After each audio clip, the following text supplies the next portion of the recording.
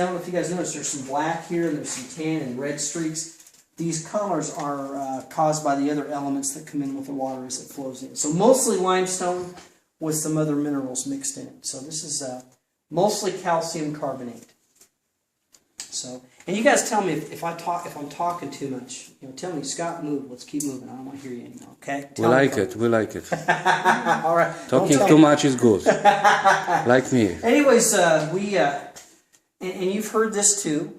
We don't touch these formations, and the reason we don't want to touch them is because, keep in mind, even though that formation's sitting there, there's a whole lot of chemical reaction taking place. And if we touch and leave any oils or acids from our skin, we can interrupt that process. So literally touching a formation while it's forming can cause it to stop forming.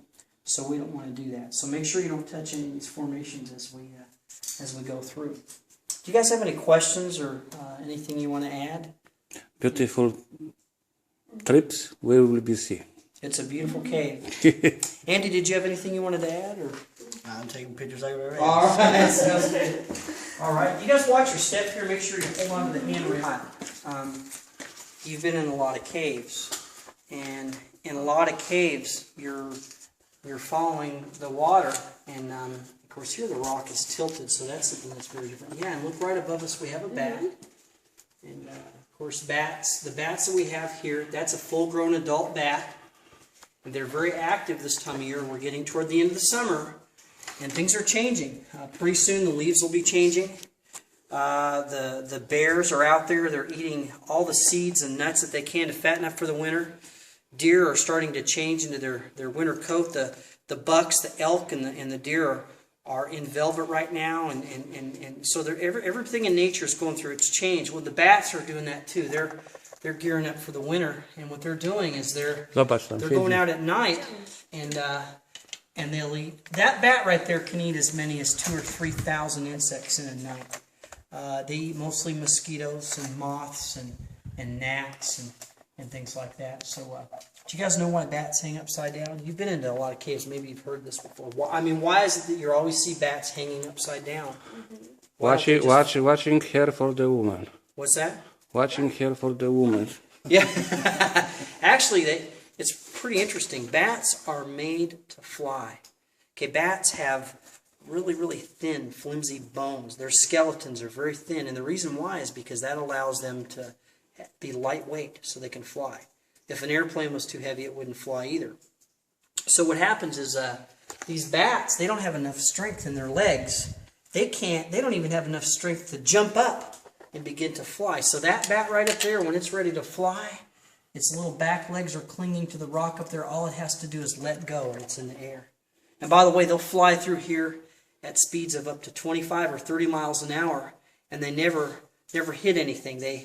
You all have probably heard this. They make a sound. It reminds me of a watch dial clicking, and they listen for that echo. And just hearing that echo, they can tell where the wall is or where objects are, so they can navigate through the cave. It's like sonar. And it's pretty fascinating. I would imagine what kind of trouble we would get into if we tried to navigate by listening to the sound that we make. The bats are really, really fine-tuned and really built to survive in a cave. They do have color. If you look, that bat has color. And it's hard to see, but it does have eyes.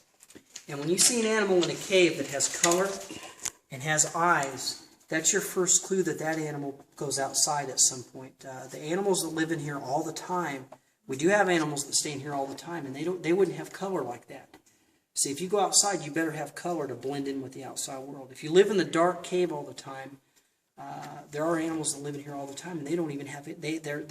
You can almost see through them.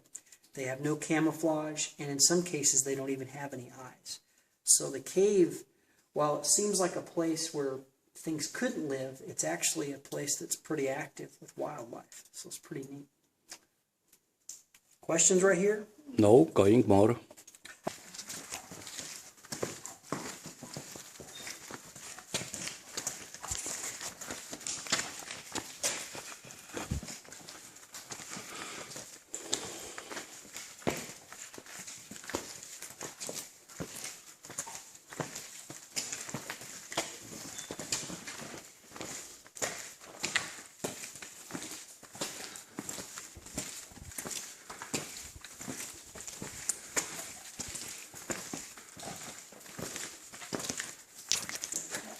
a lot of this kind of cave formation yet.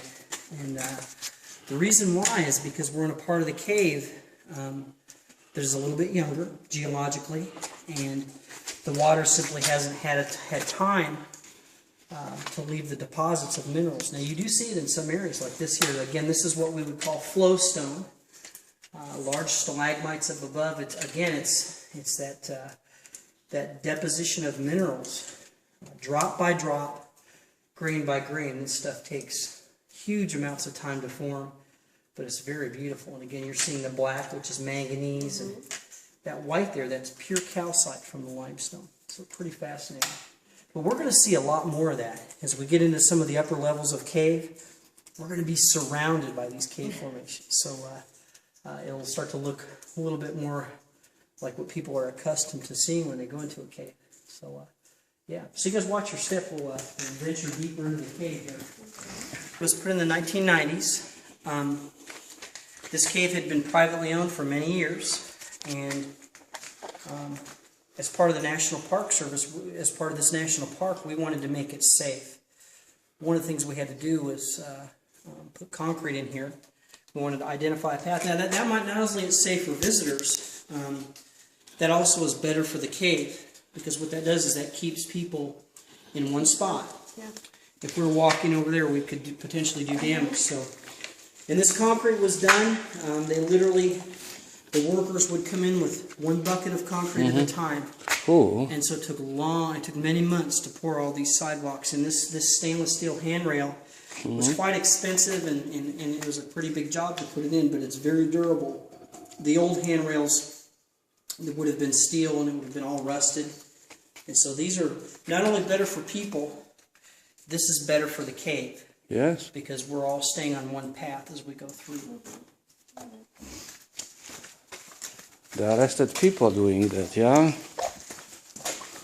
Criminals.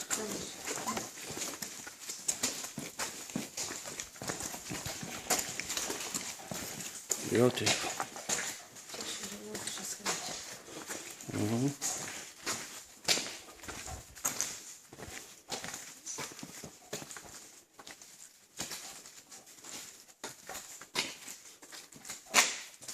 So here's something that you don't see a lot in caves. This is actually a weather station. We actually have several sites in the cave where we monitor the weather conditions. And the reason we monitor the weather is because for us to understand and protect the wildlife that are here, we have to understand the environment that they're found in. So we have weather stations like this. This actually measures a number of different parameters. It measures wind speed. Those little cups there measure wind speed. And we do sometimes get, the wind can be quite brisk in here sometimes. And then this little fin here measures wind direction. And just us standing here right now, we're making the wind that's coming towards us is actually having to go around us. So that's why that little fin is moving ever so slightly. There's also there's a thermometer there, and that little unit there measures temperature. We measure humidity. What we found is that the weather doesn't change a lot in the cave, but it does change a little bit.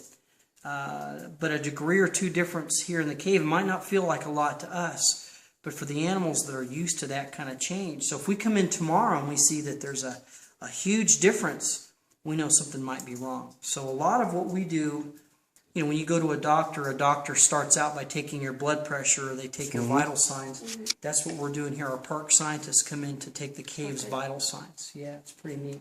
Watch your step. We're actually going to go down. There's a little set of steps that go down to a platform, and from that platform you can actually look down and see that base level of cave and see the water down there. So okay, good. come down and see that.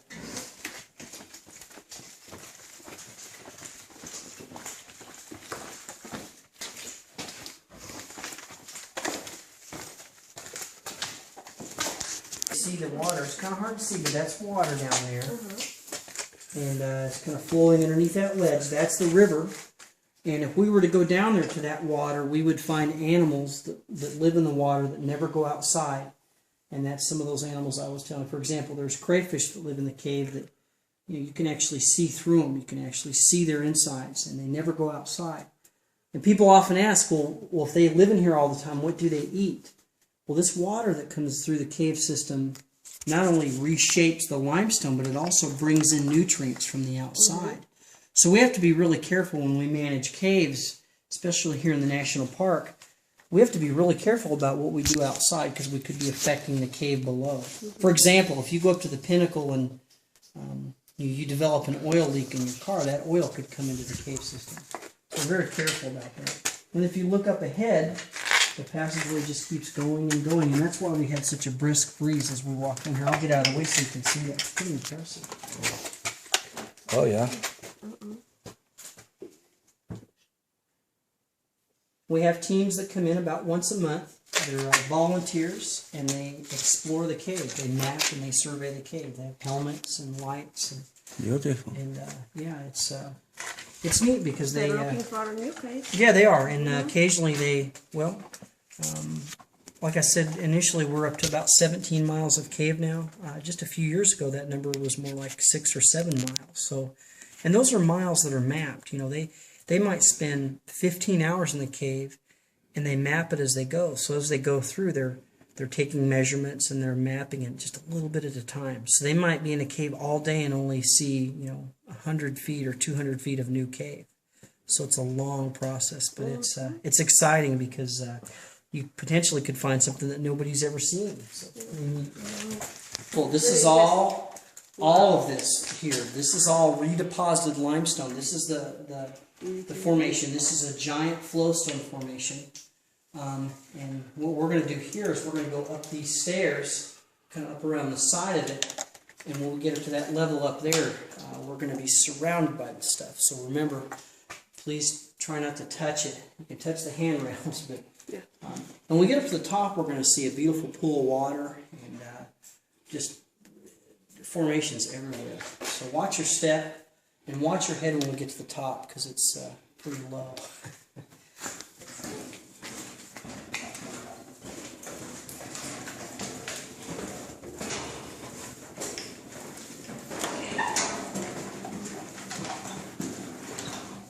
That's nice.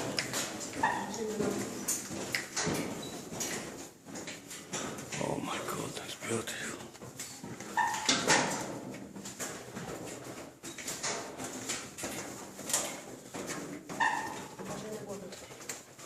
Oh my goodness. Nice. Wow.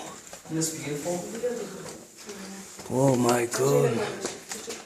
I know. And unfortunately, some of these formations were broken off many years ago, but if you look, you can see that they're starting to grow back. Look at that there. So it's very beautiful. Couple million years. Could take a long time. Now around the corner is a beautiful pool of water, so come on here, let me show you this. You will enjoy this. Isn't that nice? Clear water. Yeah. Now back many years ago, the tours would come here and they would call this Cleopatra's bathtub. They gave the cave all these interesting names, but it's a natural pool of water. If you look on the other side, there's a clue to how this big pool formed. If you look on the other side, look at that. A pool will sit there and then minerals will be deposited on the edge of the pool of water. So if this little puddle here, if minerals were to be deposited on the edges, eventually you start to have little terraces build up like that over there. And eventually, over long periods of time, they can build up to be huge like this. This is probably close to 3 feet deep in the middle there. And again, this is all natural. This is a natural pool of water. Beautiful. We do have animals. Occasionally we'll see a salamander in there. We've never seen any crayfish in here. I need to put my cat here. Yeah. What's that? I need to put my cat here. Yeah. You're right. This is a nice spot.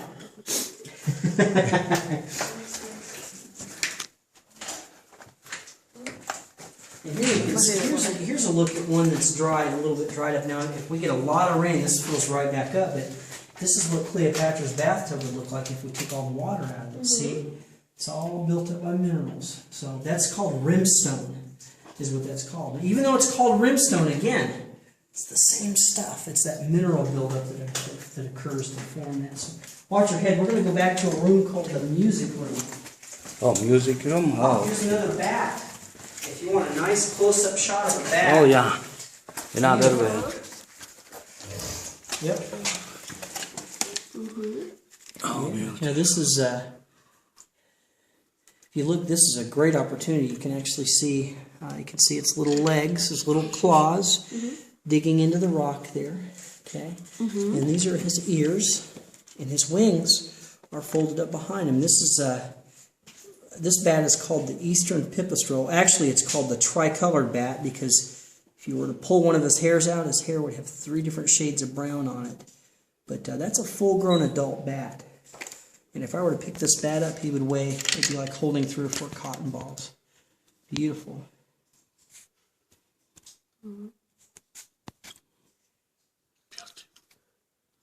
I got it.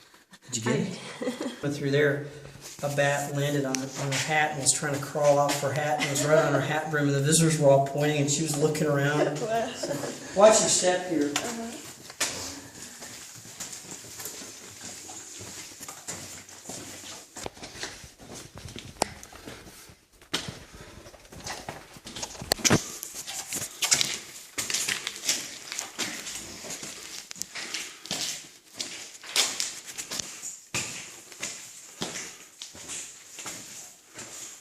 Oh, that's the pink.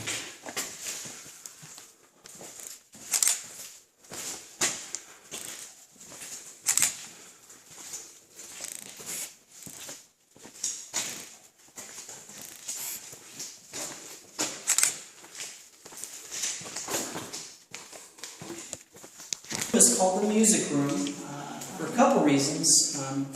One is because of these formations in here look like pipes in a pipe organ. But also, if you can hear my voice, there's a little bit of a resonance there. And a lot of groups would come down here and sing.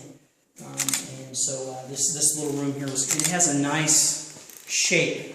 So the sound that the human voice carries in here. And if you look up in front of us, there's another rimstone pool beginning to form. Someday that pool will probably be as deep as Cleopatra's pool that we just saw. And if you look closely in here, some people say that you can see a face staring back at you from one of these formations. Can you guys see the face right there? Yeah, so this used to be called Cudjoe's Cave. And Cudjoe was a character in a book. He was a slave that escaped. And in the book, he sought refuge in a cave. And so for many years, this was called Cudjoe's Cave. Even though the story was a fictional story, it was famous, and people would come from all over to see the cave. So, beautiful cave. You're seeing the pure limestone up above. In fact, you can see the cracks there. And then, of course, the different colors you see again are the different minerals that come in with that water when it comes in. So, just an extraordinary part of the cave. Isn't that nice? That's mineral deposits, but look how thin that is. Andy's light is shining through it, and a lot of people refer to that as cave bacon, and we can see that because his light's shining through it. Isn't that impressive? And you can actually see the different minerals. That's mostly iron and calcite in that formation. That's why we have the different bands. Beautiful.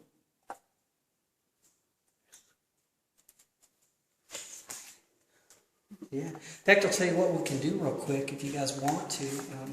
Let's stop right here. This the small one, how much? 1 million, 100? It takes probably about 100 years for an inch or 100 two. years, yeah. So, for something several inches long would be hundreds and sometimes several hundred years. Yeah. Nice.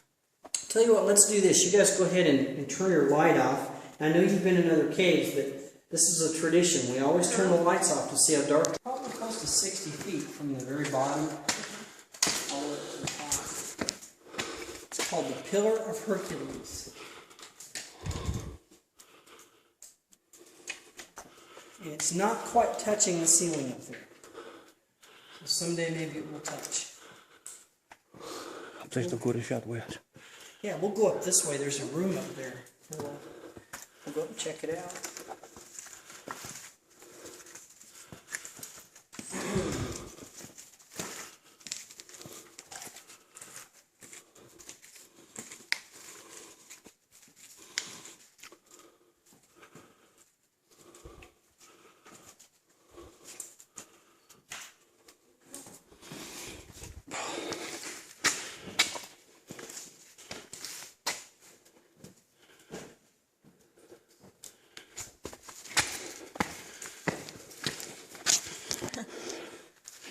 Oh, okay, here. This is actually called the Grand Ballroom. Back in the early days, back in the early 1900s and in the middle 1900s, groups would come down here and they would gather and often have parties and dances down here. And the dance floor would have been down here. If you look up to the right, there's an old set of stone stairs that lead up to the balcony up there. So this room was called the Grand Ballroom. And back behind us, they actually had something they called the post office. They were pretty smart because they knew if they called that the post office, they would encourage you to buy postcards from the gift shop. Mm-hmm. And they said if you fill out your postcard and put it in one of these slots, you can mail it from the cave. Well, at the end of the day, they would come in and gather all the postcards and mail them from the shop. But so this large formation is called the Pillar of Hercules. If you look up near the top, it's hard to tell if it's touching or not. Looks like it maybe be close, but not quite. There it goes. Now, up here where above those stairs, if you were to go all the way up those stone stairs and turn left, back there up at the top, there's a small hole, and you have to get on your belly to crawl through it. And eventually you pop out into more cave, and the cave keeps on going. And that's one of the places where our cave explorers continue to find new cave back in there today. It's pretty impressive.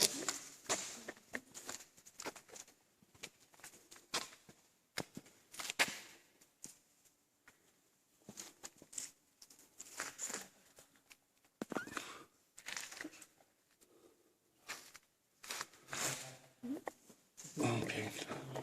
And there's a back hanging from the ceiling way up there. Okay. Yeah.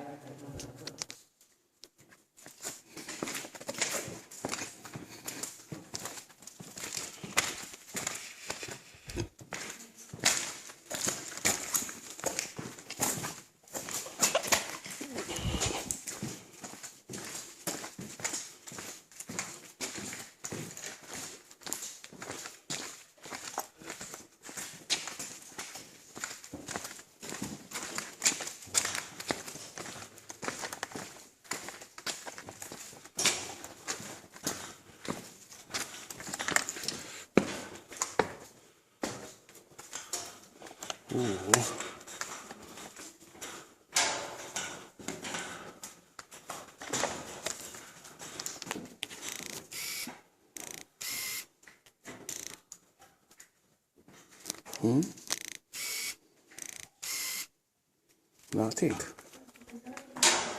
Yes, Rob.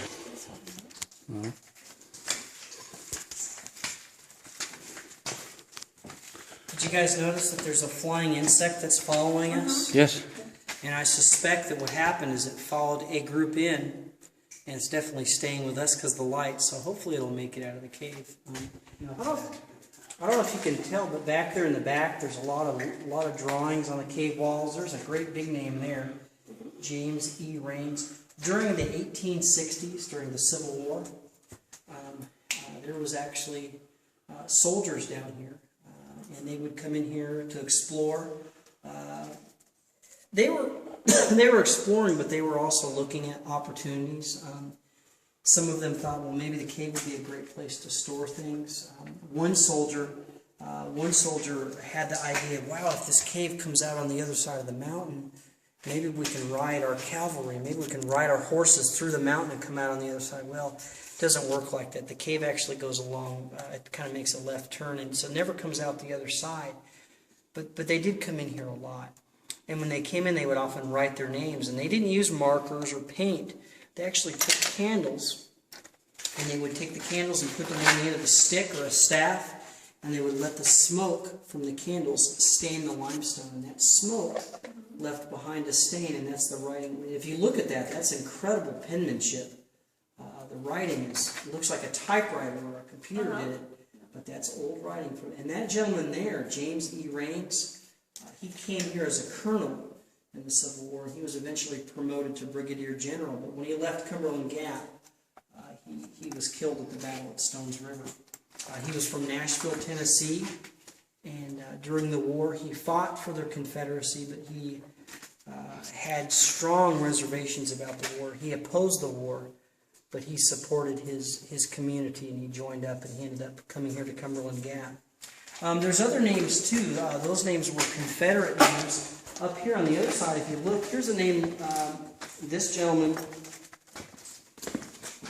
This it's hard to see this one. It says L.H. Starr from Ohio. So he was a Union soldier. So both sides occupied Cumberland Gap during the war. And you know the funny thing? We have never found a single instance where a name of a soldier was covered up by another soldier's name. So in other words, the Confederate soldiers and the Union soldiers, they left the other signatures alone. They must have had a little bit of respect for one another.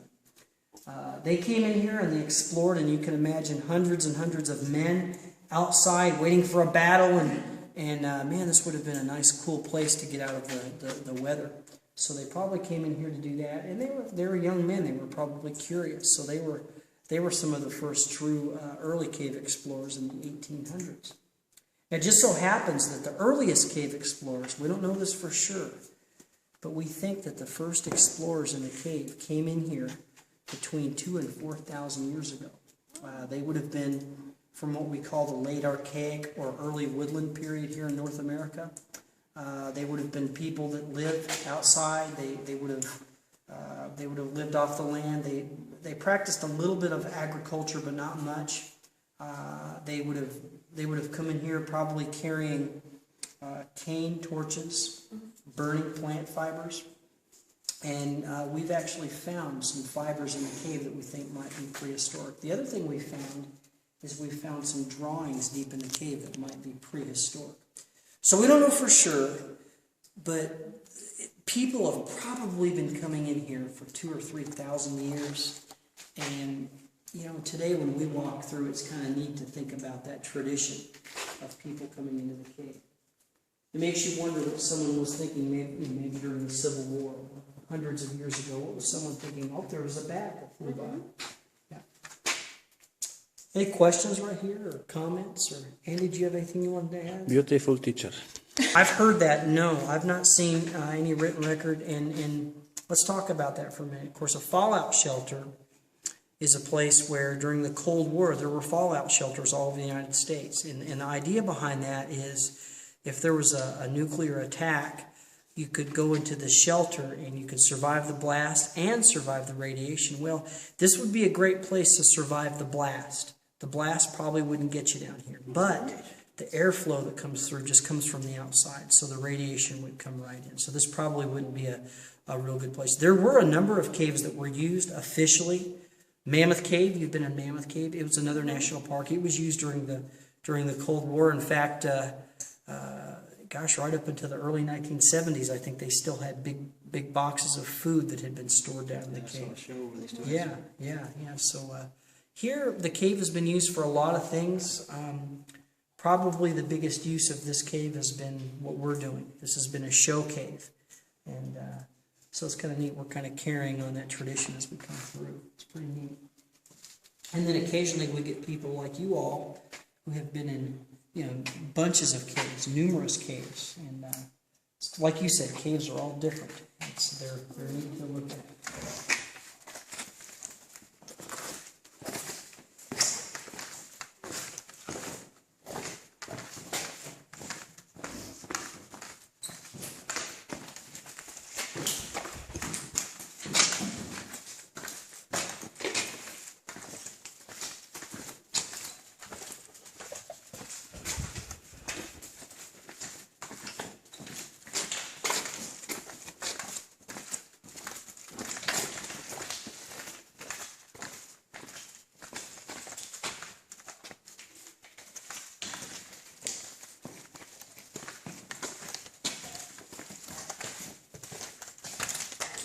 Pięknie, tak jak samemu się poświeci, widać wszystko. Stop right here. People often ask, people often ask how old the cave is, and geologists will generally say this cave is in the order of millions of years. Not hundreds of millions, but a few million years. The limestone, however, is ancient.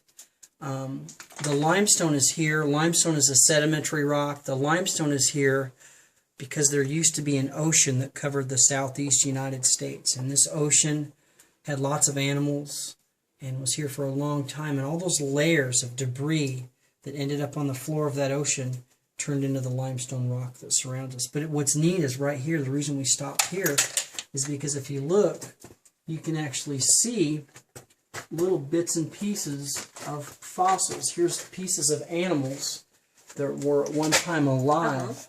Yeah. This is actually called a horn coral. And of course, we're looking at the hole. The water would have flowed into the animal this way, and he would have filter fed things out of the water. Okay, and these are different shells, different types of seashells and things like that. So, if we're lucky, occasionally we'll find a shark's tooth. But yeah, there's a nice one there. So this is all fossil that was left behind by the ocean that was here. Not only did their shells break up and become part of the sediment layer, but a lot of calcium came from their bodies. They secreted, just like we secrete sweat and we secrete skin. Those animals secreted calcium, and that calcium fell to the floor and came out of the seawater and helped form this limestone. So pretty impressive. Yeah, and we have about 500 feet of limestone in this part of the mountain, so quite a bit. This is where animals often will come into this area from the outside. It's not uncommon to find an owl or a raccoon or a snake in this part of the cave. But if you go very far into the cave, it's too dark for those animals. Now, it's also very common to find animals from deep in the cave coming out here. It's very common to find salamanders and bats here. So if you're an animal from inside the cave, you better be careful here because there might be somebody waiting for you. Yeah, there might be another animal. And a lot of the animals outside know that there's animals in here. So this is where they wait. So this is kind of where the inside world of the cave meets the outside world of the forest. In fact, if you listen, they just died down, but you often can hear the insects and the activity of the outside world. It's loud, and the cave is very dark and very quiet. The outside world is very loud and very noisy, so it's a different world indeed. So pretty impressive. So anyways, do you guys have any questions about what we've seen today or what we've talked? Beautiful. I know I've talked, but it's good. You talked very interesting. It's a beautiful place. It is, really is, yeah. And we've only seen a small part of it. I told you the cave is about 17 mapped miles. We've only seen between 1/4 and 1/2 of a mile today. So there's a lot of cave out there. People often ask us, do we have plans